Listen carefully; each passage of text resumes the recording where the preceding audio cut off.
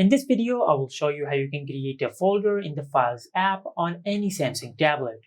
Now, if you open the Files app on your tablet, and if you try to create a folder, you will notice that there is no option to create a folder. Now, to create a folder in the Files app, first of all, just tap on the three lines over here, then tap on Internal Storage from here. And over here, you will find all the folders of your tablet. If you're unable to find all the folders of your tablet, just scroll down and tap on All, and if it is on Essentials, just select All, and you will be able to find all the folders of your tablet. Now, to create a folder, first of all, just select the file in which you want to create a folder. For an example, let's say if you want to create a folder in the Downloads file. After you open the Downloads file, just tap on the three dots over here, and over here you will find the option to create a folder. Just tap on Create Folder and give a name to the folder.